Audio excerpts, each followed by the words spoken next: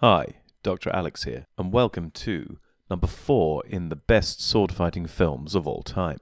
Those of you following the channel may have noticed that between the last in the series, number 5, and this one, number 4, I put out a Doctor Who inspired video, and I intend to alternate between the sword fighting films and the Doctor Who ones until I run out of material in both of those. But enough of the shameless plugging of my other series, let us move back to the topic in hand. This film is the first in the series that is actually a British film, as opposed to an American or a French movie. That said though, like many of the films in this series, it is in fact based in France and in fact takes place in the Napoleonic era, and so historically follows the events immediately after those that occurred in Scaramouche, for example. The fact that it is a French film will no doubt please my many French friends and indeed frenemies, although the fact that it is a British film and therefore potentially seen through British eyes might cause some irritation to them, but we shall see. And so, the film itself is The Duellists. It says something about this film that I have probably only seen it prior to making this video and rewatching it again once or maybe twice in the past, and this was probably, I would say, decades ago, and yet the memory it left was still so strong that I felt confident putting it at this high position in the list at number 4. And indeed, this film seems to mark a change in the quality of the films, in that this one really made a strong impact on me rewatching it once again. In spite of the limited number of views prior to rewatching it and the vast span of time between those initial watches and my current viewing of it, I still knew the plot very intimately from one end to the other. I knew the scenes, I knew exactly how it was going to transition from one place in the narrative to another, and yet simultaneously it had an impact as if I was watching it afresh. The span of time had in some ways erased the familiarity with the film, and yet it was still strong enough in its structure that I remembered it in detail. It is the most bizarre contradiction, I know, but the film was simultaneously familiar and fresh. Having discussed this only last night with a friend, the conclusion was reached that it's possible that watching it again now, I was watching it through far more experienced eyes, both in terms of the sword fighting and fencing, and also my general familiarity with films, filmmaking, literature, the history behind it. All of these things have increased with time, and so I guess I really am watching it with new eyes. And as I said, this film's quality and narrative strength and general high level of craft in the cinematography does mark a transition, I feel, in the quality of the films in this list. And that is not to say that the films that have come prior to this are in any way poor or inadequate movies. They are all brilliant. This is a top 10 list of movies that I love, but I do feel that this has marked a transition. As we're about to hit the top 3 movies in the list, this seems to be marking a tangible shift in the quality. The Duellists itself is based upon a novel by Joseph Conrad, who was a British author but born in Poland and who'd emigrated to the United Kingdom and was writing, in this case, in the early part of the 20th century. I think 1908 was when it was published. I should really go and look this up, but I'm going to continue recording. And once again, I feel this illustrates how having a strong story through being based upon a novel can really help lift a film above the average. Of course, it also helps if you have a competent director, and in this case we have Ridley Scott, before, but not long before, he produced his more famous Alien movie. In fact, it is only 2 years before. This film was made in 1977. Alien, of course, came out in 1979. But what I found was that this was Ridley Scott's directorial debut, at least in cinema. He had done television work before this, but this was, as far as I can tell, his first major movie. And my God, what a movie to start with. No wonder he was given so many opportunities to make larger and more spectacular, more ambitious films subsequently, because this, as a first film, must have blown people away at the time.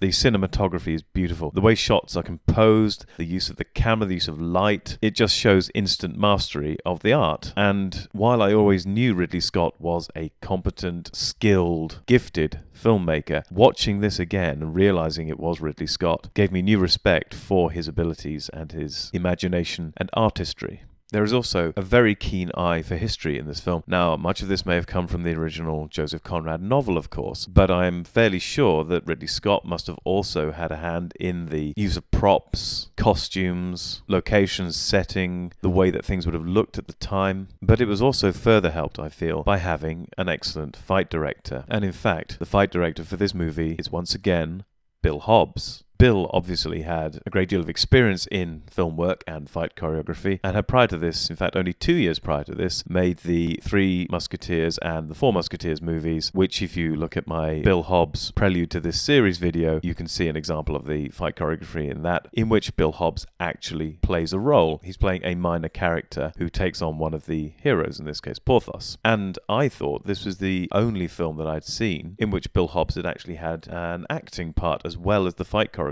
role. But it turns out I was wrong. As I was looking at the title credits for the Duellists, I noticed that William Hobbs was in the list of cast, which made me immediately realise that he must be somewhere in this film, but simultaneously realised that I'd never seen him in the film, or never realised I'd seen him in the film. And in fact, it was after I'd rewatched it for the first time that I'd noticed his name in the cast list, and I still hadn't noticed him in the film. So I had to go back and trawl through the film to try and find him, and I will bring this back up when it is appropriate. Speaking of the cast, of course, Bill is only one minor member of the cast, albeit a vital component of the film in terms of his fight choreography and direction of all the fights within the film. The cast is, though, one of the strengths of this movie, and has some surprisingly large names in film, in some cases fulfilling relatively minor roles or very short roles in the film, as we shall see. Our lead character of Dubert is played by Keith Carradine, who is one of the vast acting clan of the Carradines. Convey to Lieutenant Thoreau how much I should be likely to enjoy that. I hope so, sir. Yeah, I hope so, too. In case he feels an interest, the mayor's nephew is still alive. More or less. Tell him I shall take pleasure in seeing him later. I want some food. Perhaps you could rout out a crust. I regret the interruption. Sorry. And I recall when I first saw this film, in the first shot of him, before I could clearly see his face, I thought he was in fact Richard Chamberlain. And I think my initial reaction when first seeing the film, oh so many years ago, was that this role surely had been written for Richard Chamberlain. The reason for thinking this is because Richard Chamberlain at this time, the mid to late 70s, had been starring in a number of swashbuckling roles, including Aramis in The Three Musketeers, The Man in the Iron Mask, and The Count of Monte Cristo, as you can see here. The captain died off Civitavecchia, sir. A brain fever. Leclerc? Dead? Buried at sea, sir. And so, given the physical characteristics and also the somewhat easygoing, light nature of the character of Dubert, it seemed as though Richard Chamberlain could have easily played this role, particularly given the way he portrayed Aramis, for example. However, upon rewatching this, I realised just how strong a performance Keith Carradine gives, and in fact, upon reflection, I think he is the perfect casting choice for this character, and I'm very glad that he was the one who played this role. And I'm not now even confident that Richard Chamberlain could have pulled off the role in quite the same way. Next up is our main villain, or certainly the antagonist in this film, which is Ferrot, played by Harvey Keitel. Gareth and Julie, Winston Wolfe. You're looking to insure your house through a price comparison site? Okay, thought. Look, if you think you'll only find the best home insurance deal there, then lots of luck. Coffee, Mr. Wolfe, lots of cream, lots of sugar. Oh, thanks, Morag. I'll see you crazy kids around. Long before he decided to make adverts based upon his Pulp Fiction role. Your duty is to victimize me. Am I mistaken? You have chosen to hunt me out in the drawing room of a lady toward whom I feel Sir, the I deepest... respect your inexpressible sentiments. But I can assure you that the hunting was no choice of mine. You have insulted me. You have insulted me! I have strained my patience in order not to do so. And I demand an apology. This is too ridiculous. Really too ridiculous. A proper general's poodle. Can you fight? I see no reason whatever for us to fight. What reason would you like? Shall I spit in your face? Shall I cut a chunk out of your backside, or would that be too... Where Carradine's Dubert character is the epitome of reasonable everyman behavior, Ferrot is the epitome of short man syndrome writ large. He is a furious psychopath born to fight with little or no cause, who lives to be outraged and looks for outrage at the slightest opportunity, and upon being outraged uses this as an excuse to then exercise his furious lust for combat, violence, injury and death death. And again, Harvey Keitel performed this role beautifully and perfectly. And his performance underlines just how strong an actor Harvey Keitel is and why he is used in so many strong character roles when not advertising stuff. The two main characters out of the way, we can now talk about the supporting cast, which again is populated by famous, or at least highly skilled actors that are recognizable. We have Dubert's good and close friend, the Doctor.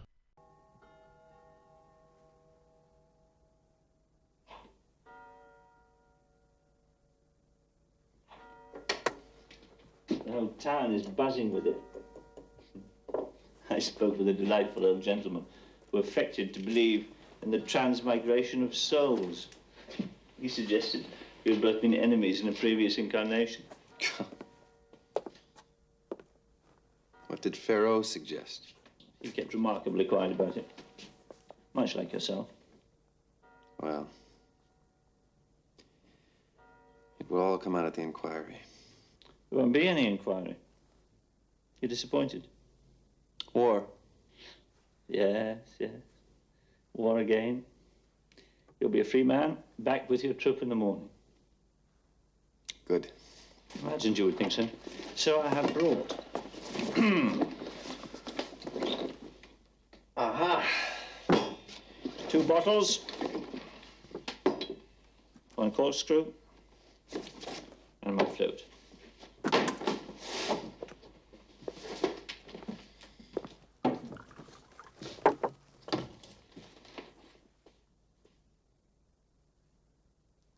Pharaoh intends to kill you. Is that what he says? No, not to me, but rumor goes round. Damn him anyway. He's most unreasonable. The enemies of reason have a certain blind look. He has that look, don't you think? What can I do? Well, I have given it some thought. Now, you cannot fight, 1, if you're in different places, physical impossibility. 2, if you're of different rank, it's breach of discipline. And 3, if the state is at war. Duels of nations take absolute precedence. Therefore, keep away from him. Keep ahead of him. Put your trust in Bonaparte.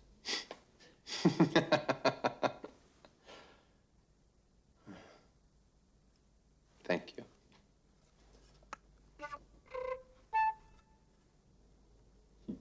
Just before history rolls over it, what was the cause of the duel? Are you asking on behalf of the town?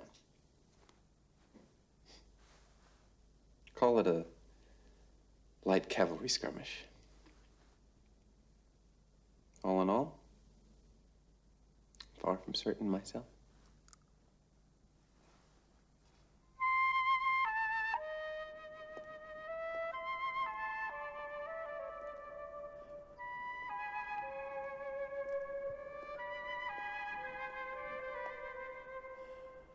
Dr. Jacquin, played by Tom Conti, whose gentle, wry and sardonic character plays well against Dubert's stiffer but similarly reasonable and easygoing character with complementary outlooks on life. Then we have Dubert's commanding officer for much of the film, General Trelade, played by Robert Stevens. Sit down before you fall down.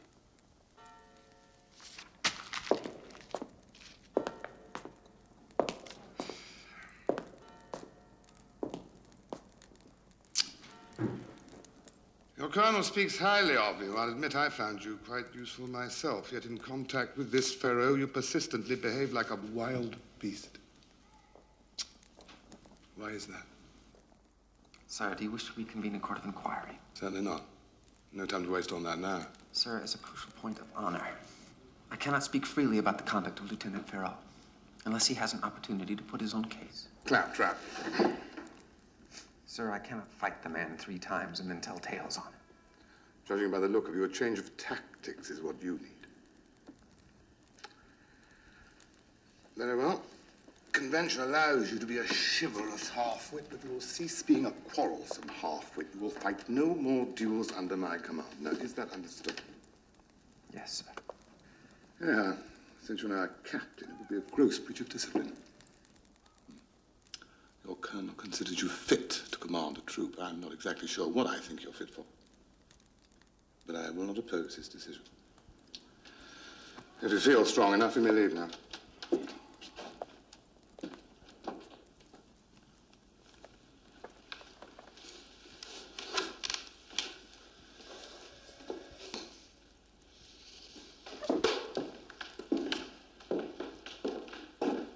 Robert Stevens may be recognisable from The Private Life of Sherlock Holmes, among other films. A guilty pleasure of mine. I do think this is quite a fun movie. And his portrayal of the General, again, gives a depth of character which is quite remarkable given the short amount of screen time that he has. You get an impression of a general who is irritated by stupidity amongst his men and yet cares about his men and wants what's best for them, can see the value in an individual, particularly in Dubert, while simultaneously being irritated and annoyed by his flaws or his failings. It is a very nuanced and subtle performance in a very short space of time, which again comes down to both the actor and the director in this case, I believe, who can actually cut together a film with such strong performances in such a compact and confined space. And in a similar vein, we also have the Minister Fouché, played by Albert Finney, who again occupies the screen for a very limited amount of time. And yet, well, being Albert Finney, his voice is instantly recognizable the first time you hear it, and he commands the screen absolutely. Although, to be fair, Carradine is not swept away or overshadowed by the performance, but the sheer magnetism of Albert Finney is undeniable.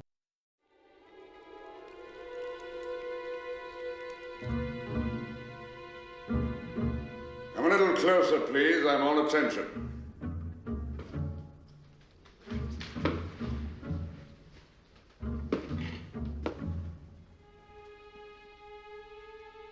I believe Your Excellency has chosen a list of officers to be tried for treason by the special court. I am the president of the commission that chose them, yes. I've come to petition that the name of General Gabriel Ferraud be removed from that list. I have letters of introduction from Marshal Saint-Cyr and Marshal MacDonald. You indeed. By all accounts, he is a rabid Bonapartist. So is every trooper and grenadier in the army. As Your Excellency knows. General Ferraud hasn't the brains to make himself dangerous to anyone. Rather, he could not conceivably hurt the state. He has a busy tongue. He talks himself onto our list. We could not keep him off it.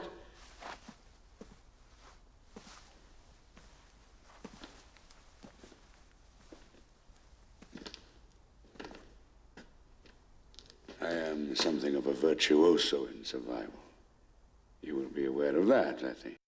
Beyond these big name performances, we also have other strong performances from supporting cast members. So many, in fact, that I'm probably going to miss a few. But we have Alan Armstrong as another friend of Dubert.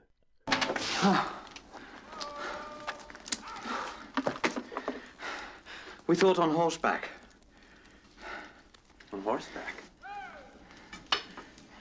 As a compliment to the cavalry. Ferraud has agreed. The regiment expects it. The regiment expects it? I see. We're now fighting this duel as a compliment to the cavalry. Armand, like it or not, you are a man of reputation. A famous fire eater. It brings you responsibilities. You must think of yourself as fighting on parade. Ferraud has been boasting all day, but the betting still holds at even money. Going to be killed. Responsibly, on horseback. As a compliment to the cavalry. That's a useless sort of talk.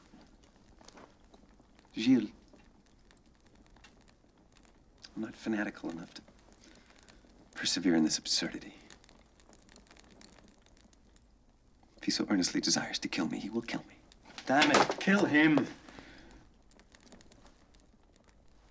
Who almost inadvertently ends up pressuring Dubert into dueling, or at least seems to over-emphasize the honor of the regiment, and yet simultaneously realize what he's doing by forcing the duels to occur, or facilitating the duels at least. And you get this strange conflict in his character where he's trying to say, you're doing this for the good of the regiment, simultaneously with reconciling the fact that, oh, you're about to put yourself in mortal danger and may die. Again, a very nuanced performance in a very, very short amount of screen time. We also have Laura, a woman following the army, a camp follower, if you like, and who at various times is companion to Dubert. Well, now that I found you, it would be an act of mercy if you put us both to bed. Marie-Rose went bald. She caught the mange in Italy. Poor bitch. How did Jacques respond to that? Never saw it. He was killed at Marengo. Simone must still be in Egypt. And Etienne married that fat girl of his. And I have received a token of love. I find that rather daunting.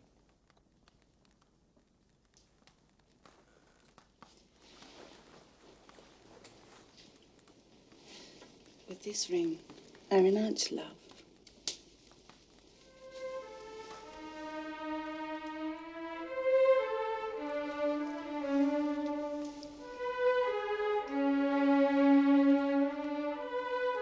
And make do with you. Played by Diana Quick. Similarly, later in the film, we have Adele.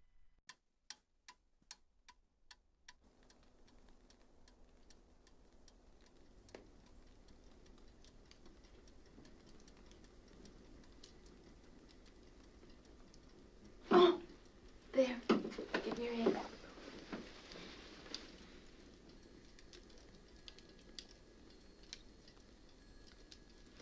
Sir, kick for the general.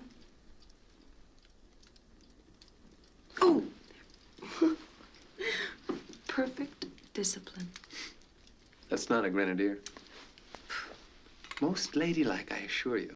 Played by Christina Rains. And Adele is the wife of Dubert towards the end of the film, when his life appears to have settled down and he has achieved a stable and somewhat idyllic life in the country. Beyond these, there are even more minor characters that still add a tremendous amount of colour and depth to the film. One pair which particularly stands out are Ferrot's weird friends, whose manner of speech and attitude sort of convey humans or people who are only part formed. And that's not to say the characters are badly written or part formed, but the people themselves are missing some of those things which would make them a more rounded, reasonable, or intelligent human being. So these two officers that are Ferrot's weird friends have a very stiff military way of speaking. They talk of honor as if it's the most important thing in life, and yet there's no real intelligence attached to their perception of honor. It is simply that you must do things in a certain way, and that is just the way things must be. And I will illustrate this through this final meeting between Ferrot's weird friends and Dubert.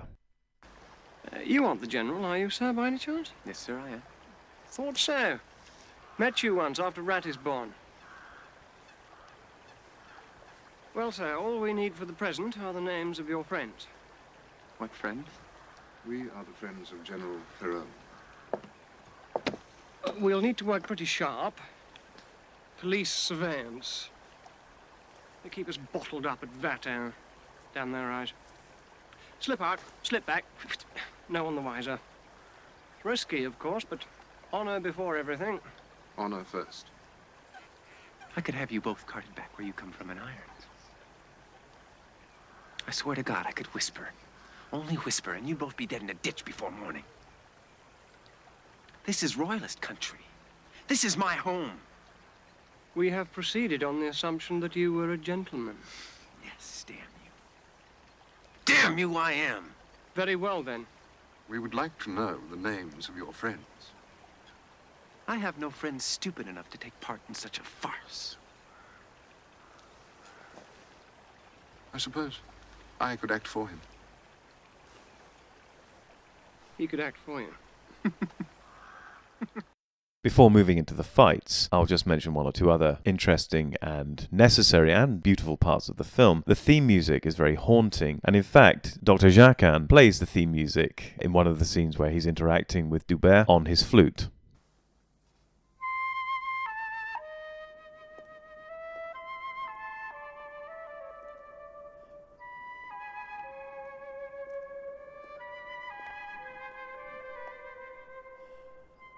The film was shot in Sarlat, France, as well as locations in England and Scotland, and covers a significant span of history, going from 1800 through to 1816, covering pretty much all of the era of the Napoleonic Wars. But this aspect of the film is best explored through the fights, which cover this entire span of history.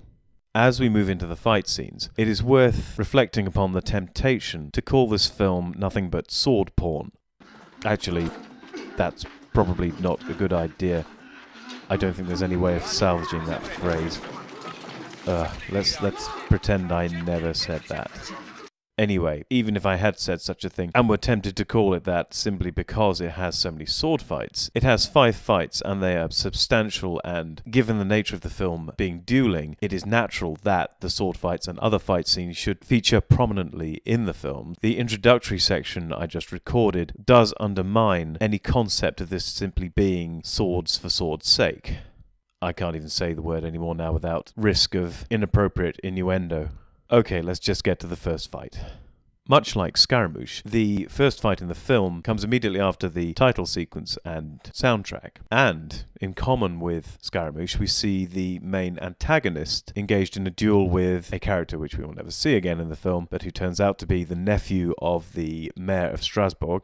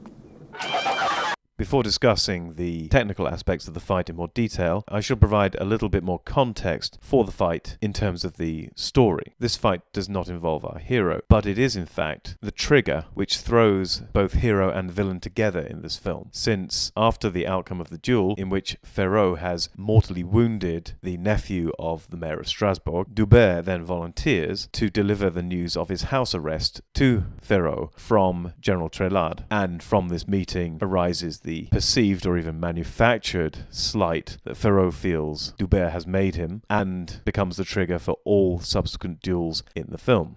The swords in this fight scene are small swords, very much like those as we saw in Scaramouche, the time period not being that much different. And again, they look incredibly authentic, as you can see from the small swords I've shown, versus this handy shot here, which shows the small sword in quite a bit of detail, although the unfortunate mayor's nephew's body does obscure some of the blade. Again, you can see that this is an épée blade, essentially, or the same cross-section profile, with the blood runnel running down the center. The blood runnel in this case has not done its job properly. The blood runnel was basically so that the sword could be pulled free from the body without sticking, without a vacuum forming around the blade. And obviously, as you saw in the fight scene, the blade is embedded so securely in the mayor's nephew that Ferrot cannot actually recover his weapon. The way the fight is conducted, in some ways, is reminiscent of modern épée. They are both very wary of each other, they keep their distance, and this much at least has some commonality with some aspects of the tactics of épée fencing, but not entirely. I mean, modern épée fencing can be a lot more dynamic and a lot more risk-taking because, of course, sporting épéists are not going to lose their lives just to point.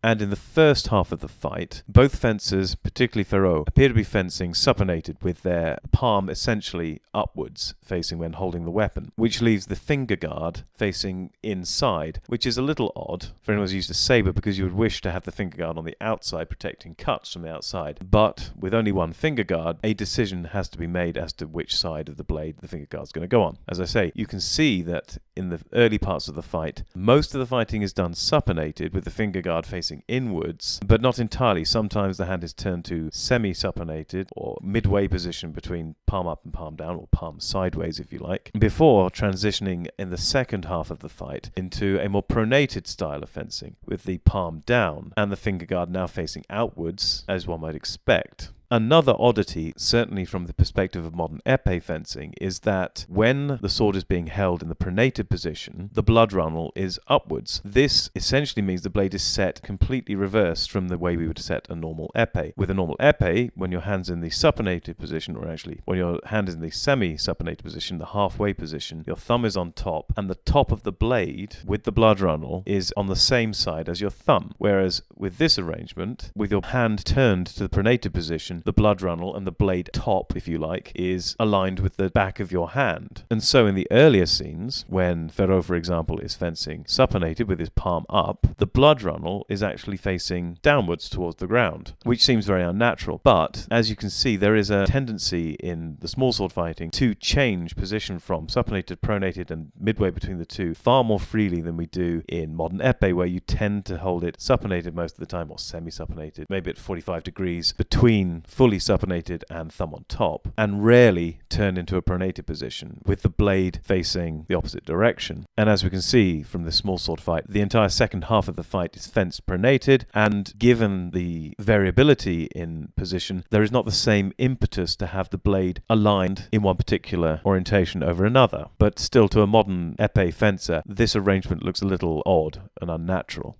Superficially, the mayor's nephew seems to have a more mobile style, but this movement is no indicator or substitute for skill with the weapon. For as he runs around Ferrot merely has to turn on the spot to keep him at bay and within weapon's reach. In turn, Ferrot has an arrogant disdain for his opponent, which is well deserved, it would appear, in this fight, given the mayor's nephew's lack of skill and lack of technique. However, Ferrot seems to maintain this attitude no matter who he's fencing, irrespective of their skill level or technique, and it is simply one more facet of his arrogant, furious, angry, and psychopathic character. At no point, in spite of the fact that attacks are launched by the mayor's nephew, does Ferrot really look in danger or seem endangered. He adopts different stances, and later on he adopts quite a low, leaning back, defensive seeming stance, yet at the same time he's making feints and aggressive noises in one case, and so even from this apparently defensive position looks as though he is intimidating, offensive, and in control. By contrast, the mayor's nephew frequently adopts a stance where his left hand is to the side and forward, a position which would be useful if he had a parrying glove, and we shall see later in the film a parrying glove being employed, but the mayor's nephew is not wearing one of these gloves, and as we see later in the fight, much to his detriment. Ultimately, after receiving the injury, which could have been avoided probably if he'd been using a parrying glove, the mayor's nephew loses what control he had and is overtaken by anger, presses Ferrot back, but Ferrot is at no point again seriously threatened. He's merely keeping distance until the point where he can deliver a riposte and runs through the unfortunate mayor's nephew.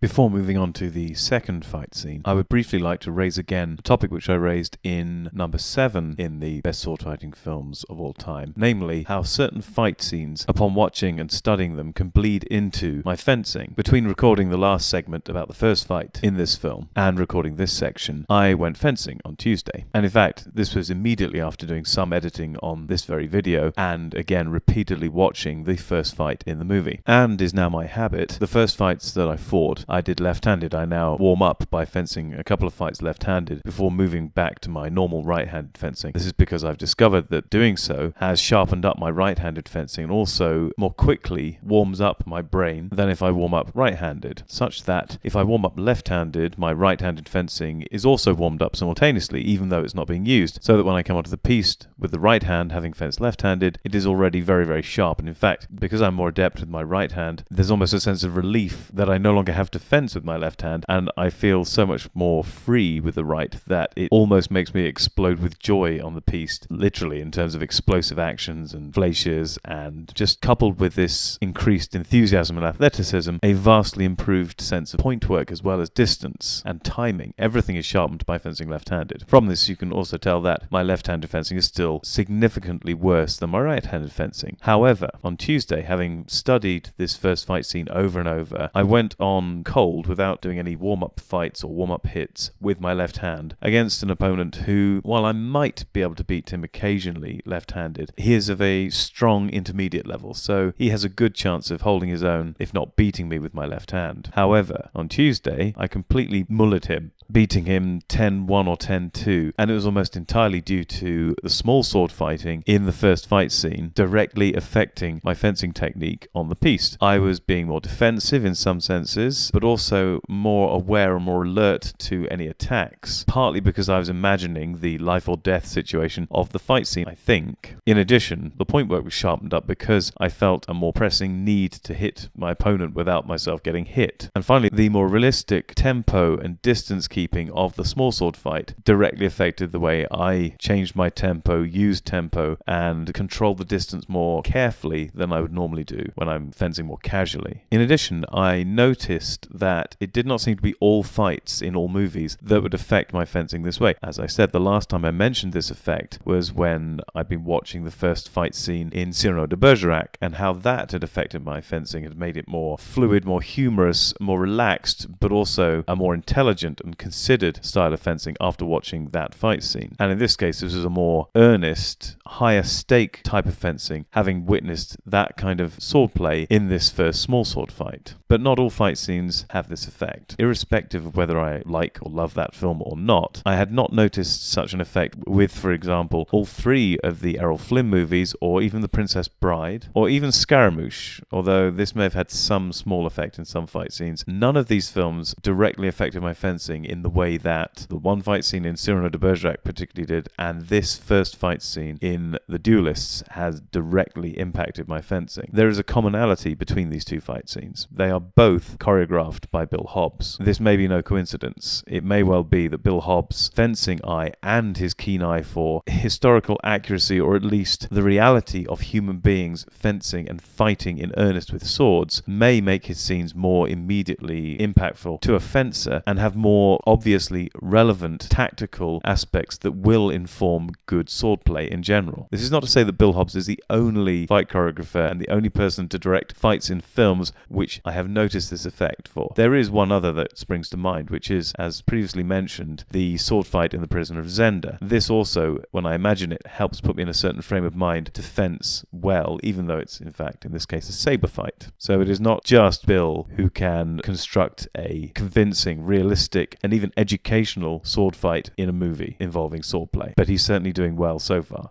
Speaking of saber, the second fight in the film is a saber fight, and is the aforementioned fight provoked by Ferrot having manufactured or worked himself into a state of offence and fury at Dubert, even though Dubert is obviously just trying to carry out his job. And the fight, as we shall see, is short and terminates abruptly. Oh my God, I'll chase you down the street like a chicken! You will chase me nowhere. I will be delighted to fight you at the first opportunity. You'll fight now. At this moment, I'm here on duty, and you are under arrest. Now! For dueling, you ape! Now! You fight now. Where? The garden. Seconds. You want second? I'll find you second. Old man, stand here. And watch me.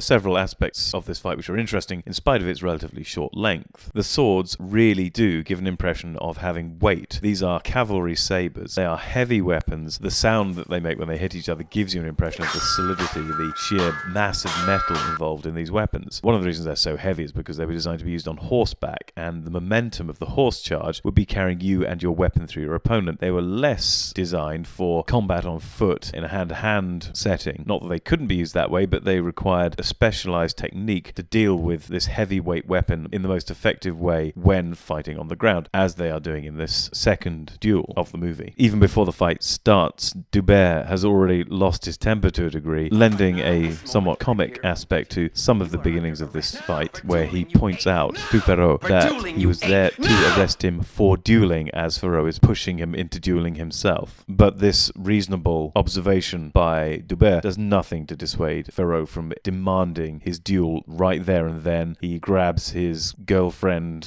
/ housekeeper to act as a second, as well as a random old man who may be a gardener, it's never entirely established what he is, to act as a second to observe the fight, to make sure it's being conducted correctly. Of course, they probably are absolutely unqualified to act as seconds, but such is Ferrot's anger, he just wants the fight immediately, and Dubert, presumably seeing no way out of this now, acquiesces to allowing them to act as seconds. As said, the fight is conducted with very heavy weapons, and even though the fight is relatively short, you can see that they become tired, that it becomes difficult for them to wield the weapons. Keith Carradine does a very good job of portraying the nervousness of Dubert, who obviously realizes that he is fighting for his life, and this is potentially a fatal situation he's got himself into. Meanwhile, Ferrot, of course, played by Harvey Keitel, is equally excellent in portraying someone who doesn't seem to share this realization of the potentially lethal nature of this encounter, or at least does not care that it may well lead to his death, or perhaps has no concept that he may lose and that it may in fact end up being him who is run through. And of course, unlike the first fight, which is Ferrot against the nephew of the mayor of Strasbourg, someone who may not be as well trained in swordplay as a professional soldier such as Ferrot, unlike that fight, this fight is between two professional soldiers, so it is not reasonable for anyone to assume that one person should walk away and the other not, and Ferrot, if he were reasonable, would not necessarily assume that he would win this fight. However, we are being made increasingly aware of Ferrot's irrational and furious nature, as we are now introduced to Dubert's more pragmatic, reasonable, and justifiably scared character. Fear and worry aside, it is in fact Dubert who wins the duel, since although he's forced back into a dark, shed-like building and is looking increasingly pressed, he spots an opening as Ferrot swings his arm back to make a fairly heavy-handed cut, and is himself able to do a stop cut to his forearm / wrist, and with the shock of that blow landing on Ferrot, is then able to follow through with a guard punch to face, presumably knocking Ferrot out, since, given his character and what we'll see later in the film, I cannot imagine anything else would stop Ferrot from fighting. At this point, I cut the clip, but you can just see Ferrot's girlfriend / companion leap upon Dubert, as she is obviously ferociously loyal, for whatever reason, to Ferrot. And so we come to the third fight scene, which is really two fight scenes for the price of one, as we start with a sparring match going on in the background, followed by the main duel itself. Both of these employing small swords once again, as with the first fight scene.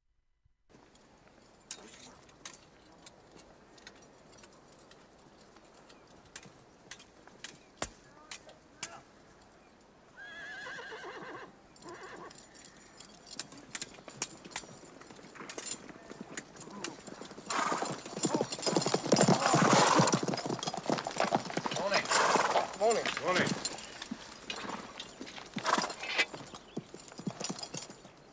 You ready, gentlemen?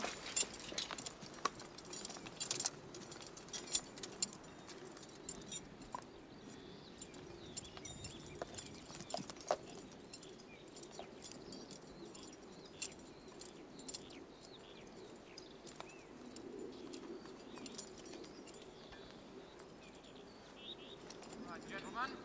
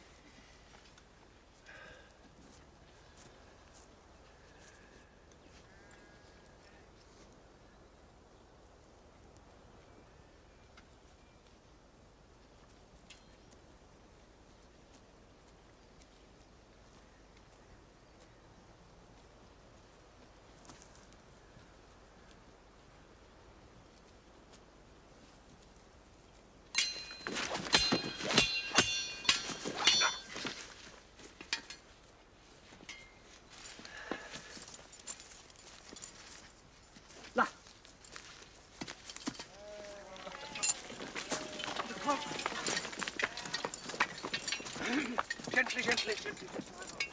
Good. Walking by the arms. Good. Careful. Come round. Take him back. Take him. Just could you take off his cravat, please? Easy.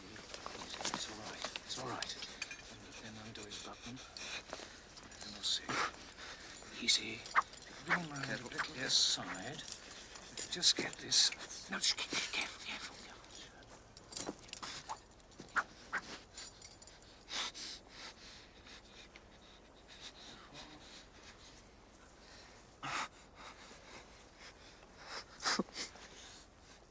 It was a fair set to. Won't hurt your reputation, I can promise you that. Why don't you make it up like a couple of good fellows? There's no need to bear him a grudge. Oh. All right. I take it.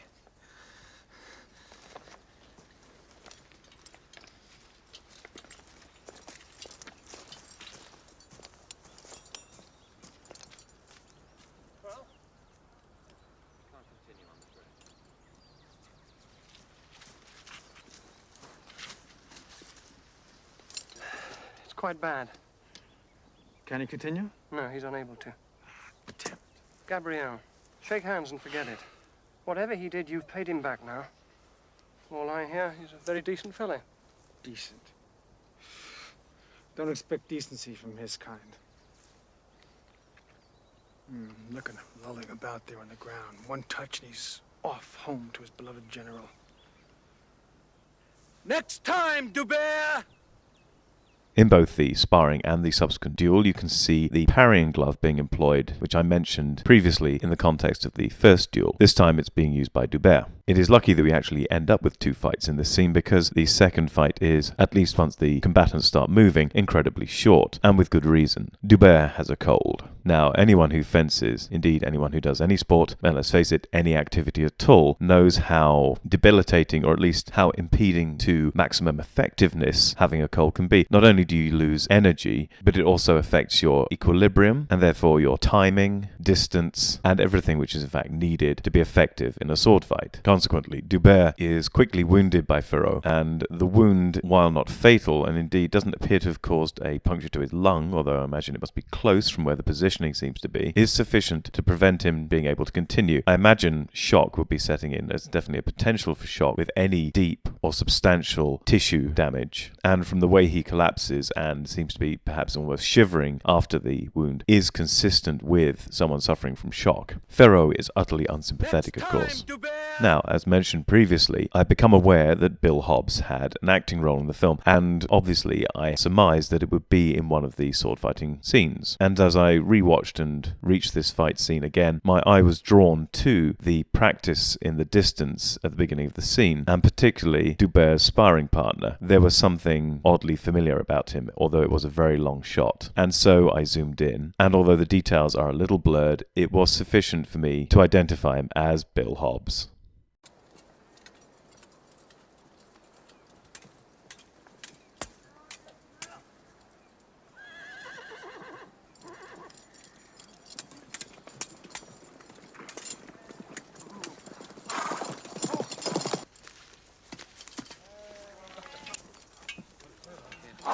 This identification was made even easier because in the subsequent scene where Dubert is injured and is staggering back towards his companions, Bill Hobbs can be seen, albeit very briefly, in the background. Run away! Run away! I assume that this rapid departure from the second point at which we see Bill on screen is not because Bill was camera shy. I assume his character was running off to get some medical supplies. Anyway, however brief, it was great to see Bill in action once again.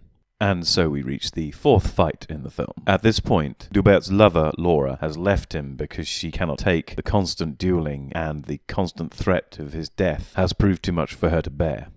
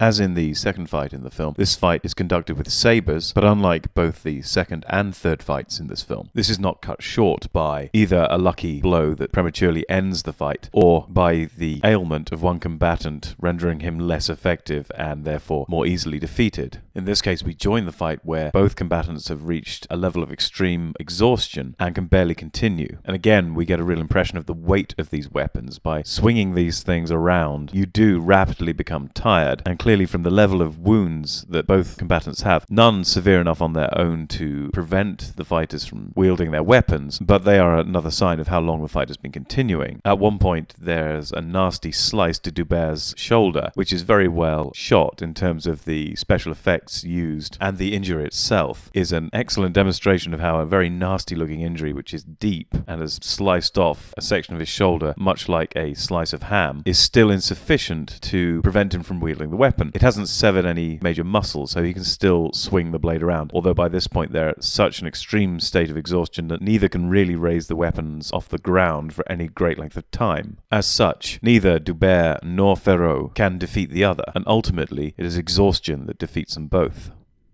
And so the fifth fight is to be fought as a complement to the cavalry. I'm of course referring to the earlier clip I showed, in which Alan Armstrong's character is attempting to persuade Dubert of the importance and moral rectitude of fighting the next duel on horseback.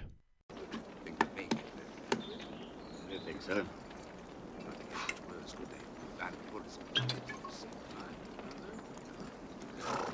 Let me tell you my idea.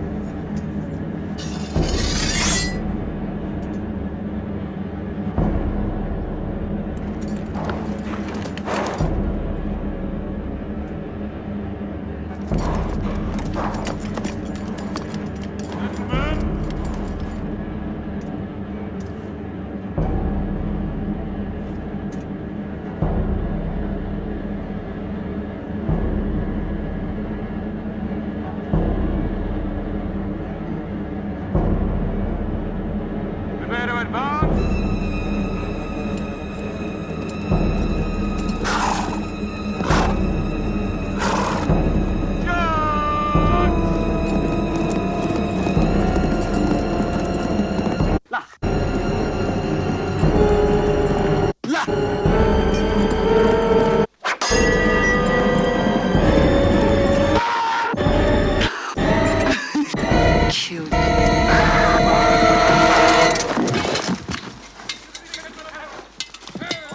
Captain Farrow has taken a slight cut across the forehead, but until the blood has stopped, he can't see. I regret the duel must be discontinued.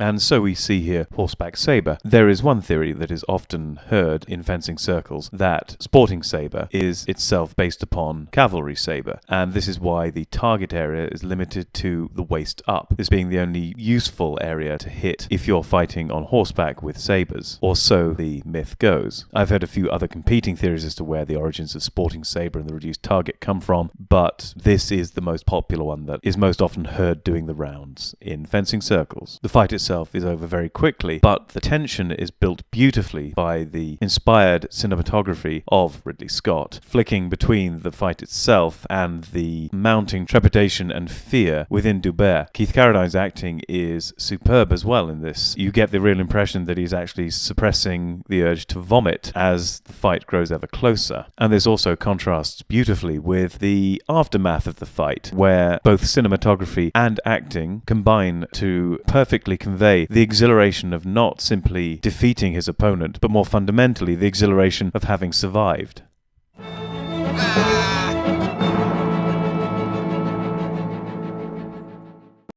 And so we reach the Russian campaign, after which the Emperor finally falls, and then rises again, and then falls again.